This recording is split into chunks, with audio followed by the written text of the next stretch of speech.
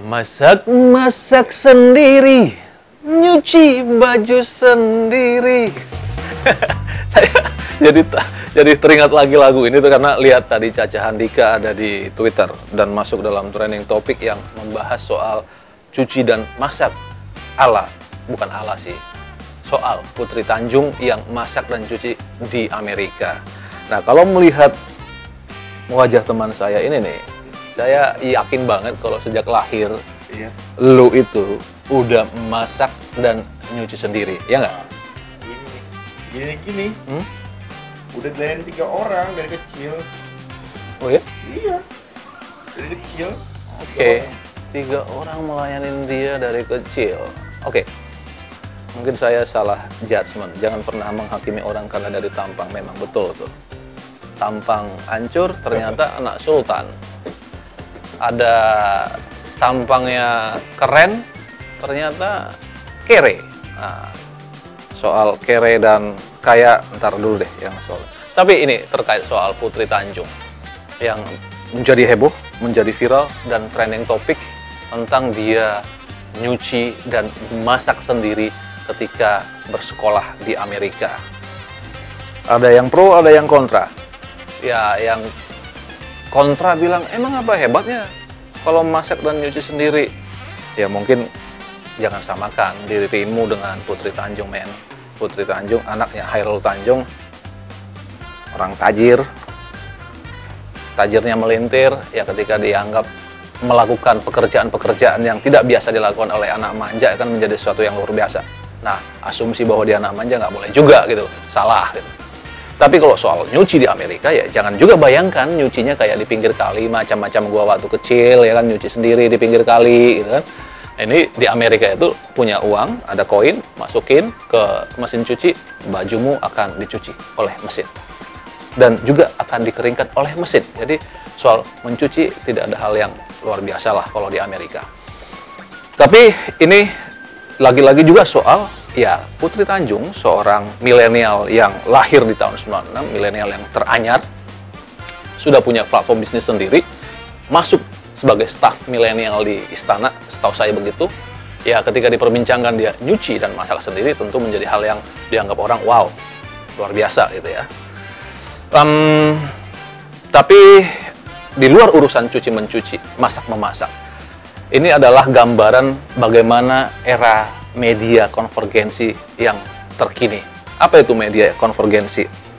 Banyak yang terjadi atau yang ditulis atau naik menjadi sebuah artikel di media mainstream, katakan kayak Putri Tanjung di kompas.com, sebenarnya tidak ramai, tidak menjadi luar biasa, tidak akan menjadi artikel yang menarik ketika dia berhenti sebagai sebuah artikel saja di kompas.com. Ini menjadi ramai ketika apa yang ada di kompas.com, link beritanya, kemudian masuk ke ranah sosial media. Kemudian ada pemantiknya. Saya nggak tahu siapa yang pemantik duluan, apakah ini dipantik atau terpantik begitu saja. Saya juga kurang tahu, tapi yang pasti begitu masuk sosial media, menjadi perbincangan, karena memang juga Putri Tanjung cukup populer, ramai dan viral, masuk trending topik. Ini artinya yang saya sebut tadi soal media konvergensi. Ini juga menjadi pembelajaran bagi siapapun public figure yang ingin terkenal, bisa meniru langkah ini, bisa menjadi topik di sebuah artikel, katakan media mainstream, kemudian untuk diramaikan di media sosial. Bisa secara organik, bisa juga by design. Itu tergantung siapa yang melakukan apa, dan siapa yang didesain, siapa yang menjadi topiknya, atau menjadi subjek pembicaraannya. Itu sangat berpengaruh. Nah, kemudian, apa yang ramai di media sosial, katakan di Twitter, di Instagram, di YouTube, di Facebook, justru juga bisa menjadi berita di media mainstream, di .com online, atau di koran, atau bahkan di TV.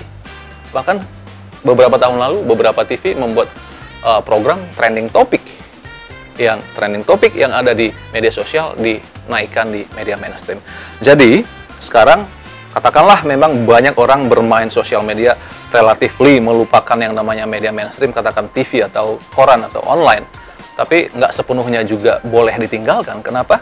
Karena itu tadi, banyak sekali topik yang ada di media mainstream kemudian diperbincangkan dan menjadi viral di media sosial dan trending topik.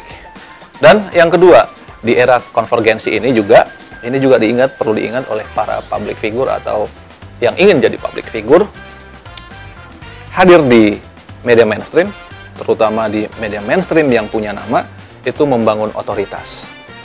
Kehadiran Anda di sana akan dianggap menjadi sesuatu yang berguna, bermanfaat, dan layak, atau kelayakan Anda sebagai seorang public figure baru akan terverifikasi, tercentang biru ketika menjadi subjek yang diperbincangkan di media mainstream.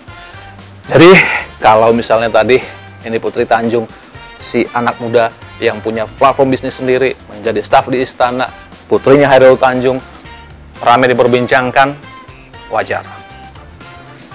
She has a name. Dia punya nama. Dia punya sesuatu.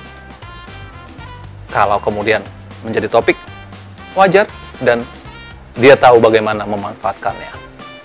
Nah, dari apa yang terjadi saat ini, maka baik Kompas.com maupun Putri Tanjung menjadi pihak yang sama-sama diuntungkan.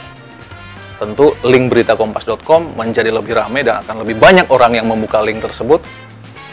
Si Putri Tanjung, terlepas dari pro dan kontra, maka menjadi pembicaraan publik. Nah, itu enaknya, itu hebatnya jika tahu memanfaatkan media maupun media sosial. Jadi, itu sah dan masuk akal. Yang tak masuk akal, jika ada orang yang tiba-tiba ngaku tidak tahu mengupas salak. Itu sih luar biasa. Bohong ya. Salah masuk akal.